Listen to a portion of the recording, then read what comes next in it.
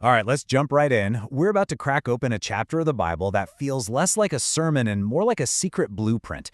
We're talking about 1 Corinthians chapter 2, and we're going to break it down verse by verse so its message really sticks. So let me ask you something right off the bat. What if the most powerful, life-changing truth in the universe looked, on the outside, like a total failure? What if the greatest wisdom was disguised as foolishness? That's the mystery we're diving into today. Okay, so our story kicks off with the Apostle Paul. Picture him walking into Corinth, this big, smart, bustling city. You'd think he'd come in with his A-game, right? Polished and impressive. But his strategy, well, it's the total opposite of what anyone would expect. So, verse 1, Paul shows up and basically says, "Hey everyone, I'm not here to blow you away with fancy words or brilliant philosophy. It's like a world-class speaker getting on a huge stage and just refusing to use a polished script or any of his slick arguments. He's intentionally ditching all the usual tricks." And then, in verse 2, he tells us what he's focusing on instead. And get this, he boils his entire message down to one single, shocking idea: Jesus Christ and Him crucified. You've got to understand, in that world, crucifixion was a symbol of weakness, of criminal shame. It was foolishness. But Paul says, nope, that's it. That's my whole message. And if that wasn't weird enough, then comes verse 3. He gets really personal. He admits, "I didn't show up like some big shot. I was actually weak and scared and honestly kind of trembling." I mean, wow, that's not a power move, right? That's pure vulnerability. He's picking realness over a perfect performance. Verse 4 really lays out the two choices he had. On one side, he could use these really persuasive, clever human arguments. On the other, he could just let God's power show up and do the work. He completely rejected the first option to make room for the second. See, his goal wasn't to win a debate. It was to create space for something supernatural to happen. And this all leads to the big why in verse 5. Why go with this strange, weak-looking approach? It's simple, really. He didn't want people's faith to be built on him, on his clever words, because that stuff fades. It can be argued away. He wanted their faith to be locked into something that could never, ever be shaken: the actual power of God.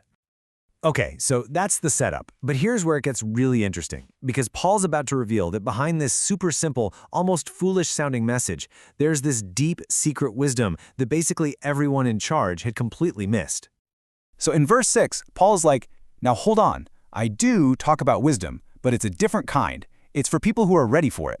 It's not the wisdom of this age, all the popular ideas and political strategies that seem so important right now."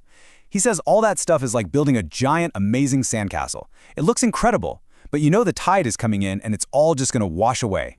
Then, verse 7, he calls this wisdom a mystery, something that was hidden. Imagine a secret blueprint designed by God before the universe even existed, a plan for our ultimate glory, and it's been locked in a vault just waiting for the right time to be opened. And here is the absolute knockout punch in verse 8. The rulers, the most powerful and influential people of the day, they were totally blind to it. They walked right past this incredible secret. And the irony is just staggering. He says if they had known what was going on, they never would have crucified the Lord of glory. By being ignorant, they ended up fulfilling the very plan they couldn't see. Just wow. To try and explain just how big this plan is, Paul grabs a quote from an ancient scripture in verse 9. And the point is this: what God has prepared isn't just a little bit better than what we can imagine. It's something so vast, so mind-blowingly amazing that our eyes haven't seen it, our ears haven't heard it, and our minds can't even begin to grasp it. It's completely off the map of human experience. So you've got to be asking, right? If this wisdom is a huge secret, if it's beyond our wildest dreams, how on earth does anyone get in on it? Well, this last part of the chapter gives us the key. And spoiler alert, it has nothing to do with being smarter or working harder. Verse 10 lays it all out. The key is God's Spirit. Think of the Spirit like a deep-sea submersible that can dive into the most profound depths of God's own mind and bring those secrets up to the surface for us. So the thing that was hidden, it's now being revealed. And in verse 11, Paul gives us this really simple way to understand it. He says, look, who knows your thoughts, like your deep down private thoughts? Well, only you do, right? Your own spirit. And he says it works the exact same way with God. The only one who truly knows God's thoughts is God's own spirit. It's an inside job, basically.